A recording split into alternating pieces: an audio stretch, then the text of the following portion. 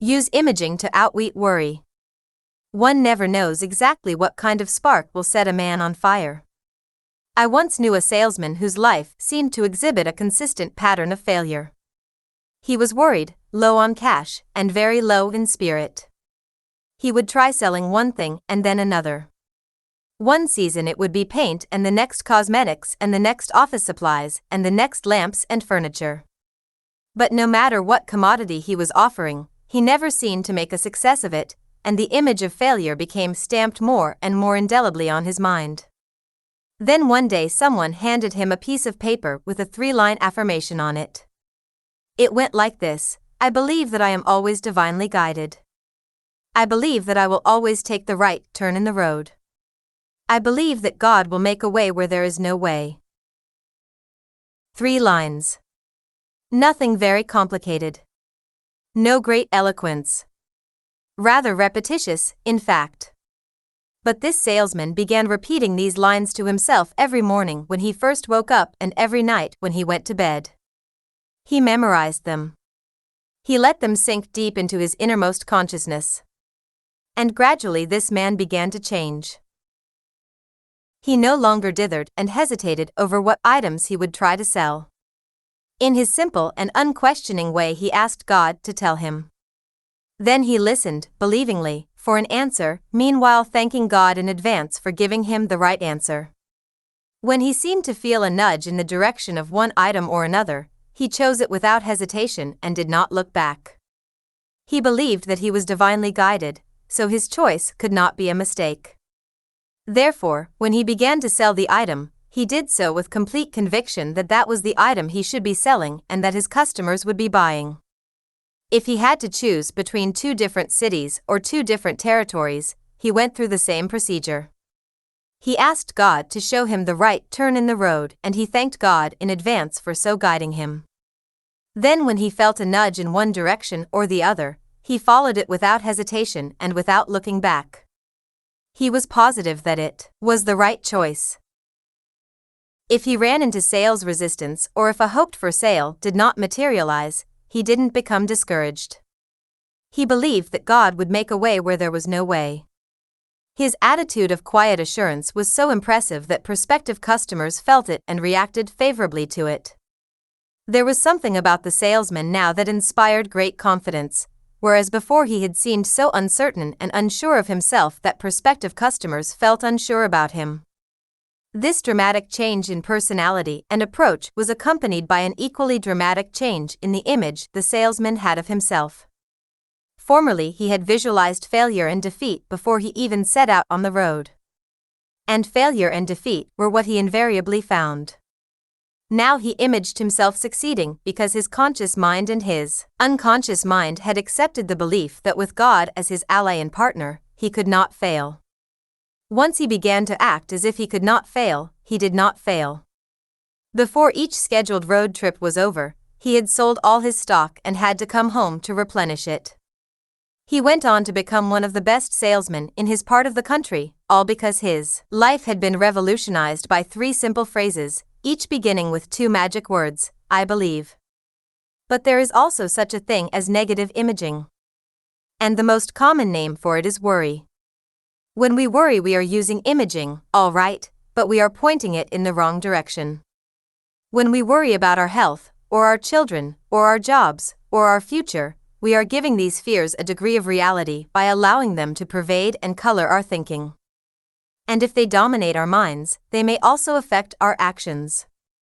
Just as affirmative imaging tends to actualize desirable events sooner or later, so negative imaging, or worry, tends to create conditions in which the unpleasant thing that is worried about has a better chance of coming to pass. The Bible, that extraordinary book of wisdom, clearly recognizes this. In the book of Job, perhaps the most ancient of all biblical writings, Job cries plaintively, "The thing which I greatly feared is come upon me." Job 3 verse 25. Of course it did. He imaged this dire happening. He greatly feared something, and finally it happened. Haven't you known of cases yourself where people display excessive fears of some misfortune and then that misfortune seems to seek them out? I know I have. The Bible never mentions a problem without offering a solution.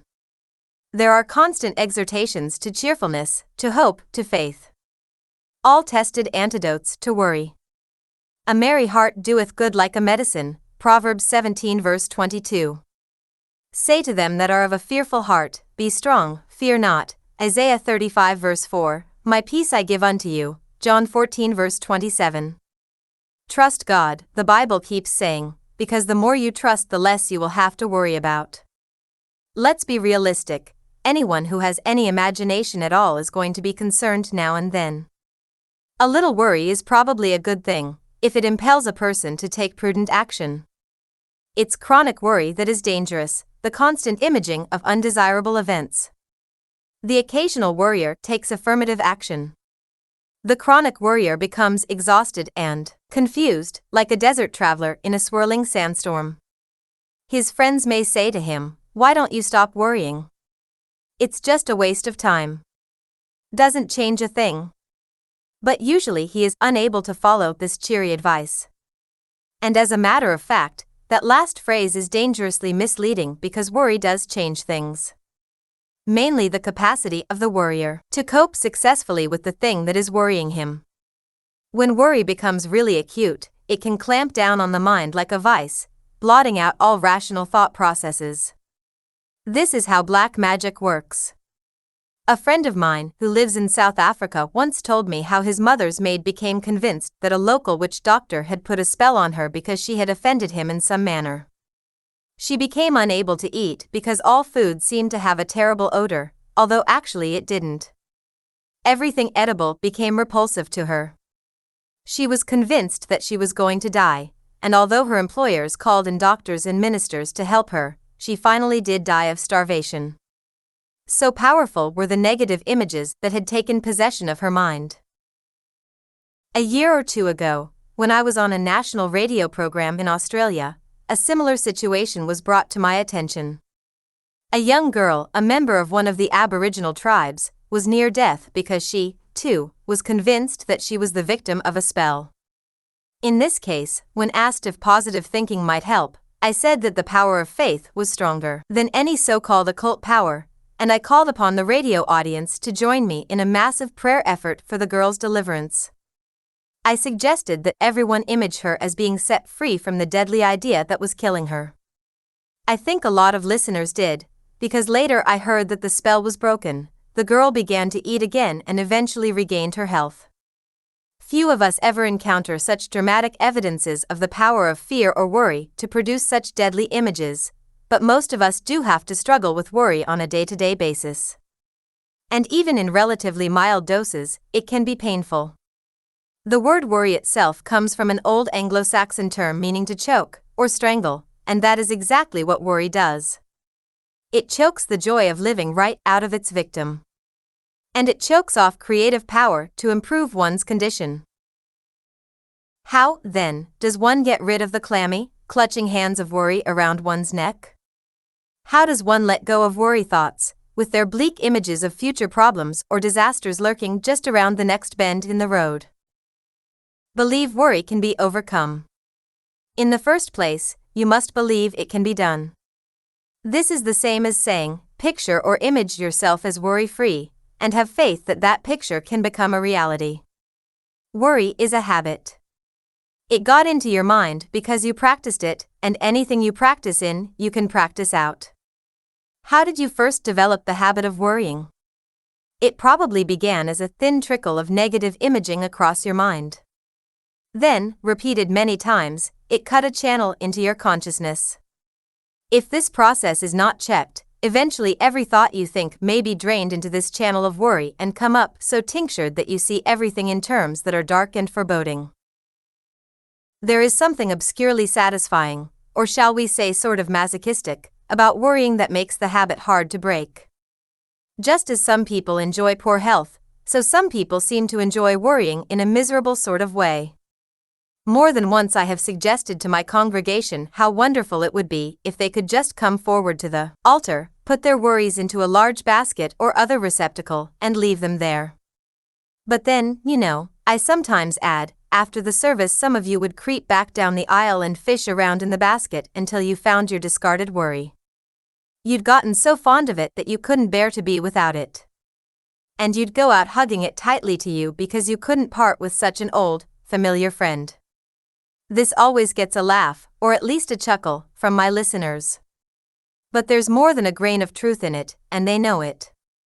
Let me give you a few tips that have helped me outwit worry. First, if you have something preying on your mind, good phrase, that's exactly what worry does, think about it.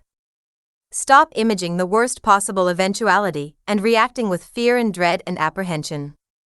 Push aside these negative emotions and use your mind positively. Thought is one of the greatest faculties that God gave to us human beings. I'm convinced that we can control almost anything in our lives by thought. Therefore, worry, which is an irrational reaction, can be controlled by thinking rationally. Take a worry apart, lay it out, dissect it, analyze it. If you will do this with clear, cool, rational thinking, you'll find that 9 times out of 10 there won't be much left. There is so much illusionary content in worry that when this is dispelled, the reality that is left will prove to be very small, so small that you can handle it. When I was a young man, I had a wise old friend, Dr. David Peale. I used to seek him out when I was struggling with some problem. Norman, he would say, let's sit down and take this thing apart.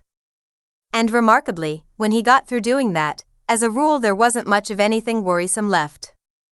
He always said that 95% of his own worries either never happened or were relatively innocuous when they did happen. I could always handle that 5%, he used to say. He even wrote a poem about it that, if my memory serves me, went like this. Better never trouble until trouble troubles you, for you only make your trouble double trouble if you do, and the trouble. Like a bubble that you're troubling about may be nothing but a cipher with its rim rubbed out. Another useful way to outwit worry is to use symbolism to get rid of it. This is a form of imaging, of course, and it can be very helpful. Once a woman came to me because she was worried. Almost literally. Out of her senses. Some months previously she had had a slight heart attack. Her doctors told her she had made a good recovery and that her prospects were excellent, but she was obsessed by the fear of dying at any minute. She talked so compulsively and continuously about this fear that I could not get a word into the conversation. Finally I held out my hand, palm upward, and said, "Put it there." "Put what there?" she asked, bewildered. "Your problem," I said. "This thing that's worrying you. I know it's invisible, but I also know it's very real. I want you to stretch out your hand and put it into my hand." Somewhat hesitantly she went through the procedure. I stood up, went to the door, opened it, and made a throwing gesture as if I were casting something out. I closed the door and went back to where she sat. "Now," I said, "the problem is no longer in this room. It's outside that door. We need to deal with it, and we will deal with it. But first we're going to fill the place inside you where that problem was with some thoughts of God and faith and hope. We're going to saturate your mind with the peace that Jesus Christ promised to all of us. And you will find that these thoughts are stronger than worry, stronger than fear." And eventually she did. But first there had to be the symbolism, or the imaging, that made her receptive. Many people use this device with good results. A letter came the other day from a woman who said she had been a chronic worrier until she hit upon the device of writing her worries down on slips of paper and putting them in an old teapot that she kept on a high shelf in her kitchen. Every time she put a problem in the pot she said a little prayer, releasing the problem to the Lord. At the end of the year she would take the pot down, read all the slips, and then throw them away. It was amazing, she said, how many of her worries had simply evaporated. And she always felt capable of dealing with the rest. The late Lord Rank, an outstanding British industrialist, once rather whimsically told me of a little game he played to reduce the impact of worry. He organized what he called the Wednesday Worry Club. He was the sole member. Instead of worrying every day, whenever a worry cropped up, he would write it on a piece of paper and drop it in a box to be worried about on Wednesday afternoon at 4 o'clock, the meeting time of the club. At that time, he would empty all the deposited worries on a table. In going over them, always about 90% had solved themselves and no longer needed to be worried about. But, I asked, what did you do with the other 10%? I put them back in the box to be worried about next Wednesday at 4 o'clock, blandly replied Lord Rank. This same wise man told me that there were 13 steps leading from the courtyard to his office.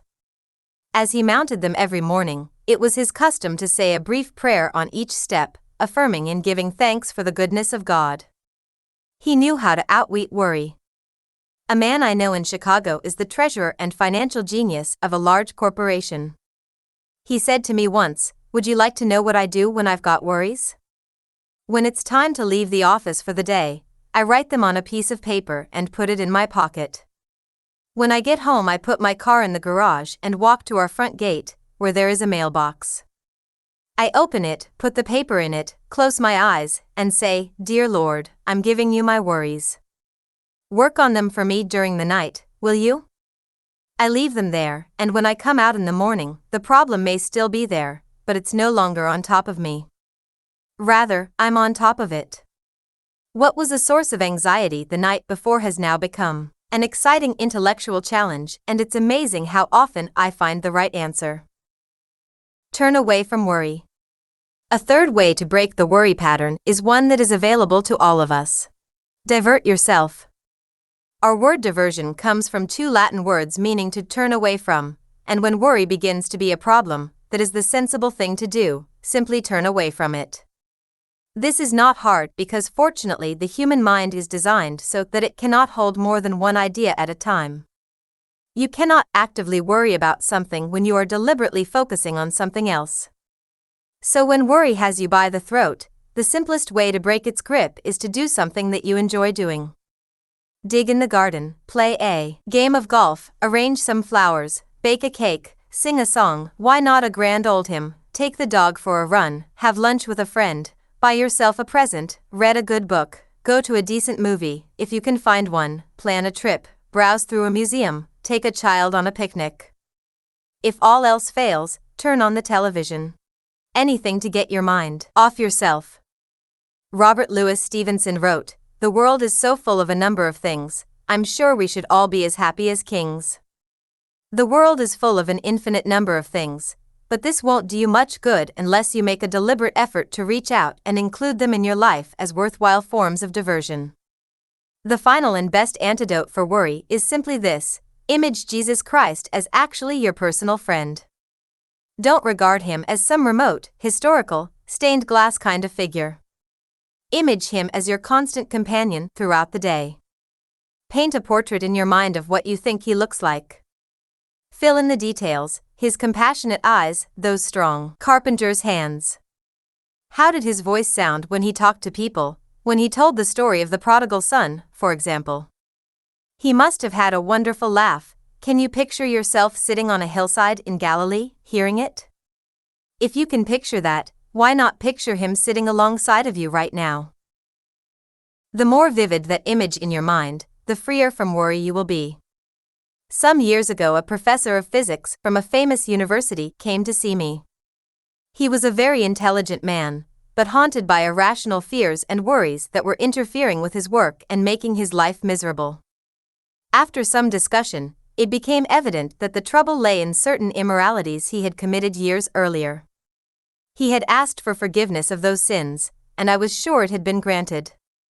But, like many of us, he had not forgiven himself, and his worries and his sense of inferiority and inadequacy came from these deep guilt feelings. I decided to suggest something that I had used successfully with people of less formidable education. I didn't know how he would react, but my suggestion was that every night, upon going to bed, he place a chair beside his bed and tell himself that Jesus was sitting in that chair all night, watching over him and lifting the burden of worry from his shoulders. As I expected, he looked uncomfortable. "But that sort of fantasy is for children," he protested. "The Bible tells us to become like little children," I reminded him. Maybe that is because they are less likely to be doubters. All you need is a grain of faith. One about the size of a mustard seed will do. Finally, he agreed to try it. At the end of 2 weeks, he called me. I was about ready to give up on that idea of yours, he said. But 2 nights ago. Well, I can't exactly explain it, but suddenly I knew in some way much deeper than reason that the Lord actually was there beside me. I'm sure of it. And I believe the grip that guilt and fear and worry and all that depressing stuff had on me is broken. For the first time in years, I actually feel set free. And subsequently he found that he was, for a fact, free. That was why Christ came into the world, so we are told to free captives like my physicist friend. And anyone, including you, can be free of worry if you will fill your mind with the factual idea that God is with you and is giving you a normal, steady, intelligent attitude toward the problems of life. When you image yourself as living close to God, you will have the ability to get your mind above the confusion and heat of worry into a place of clarity and calm. Many have found this practice the best way to outwit worry. Imaging outwits worry. Try it. You'll see.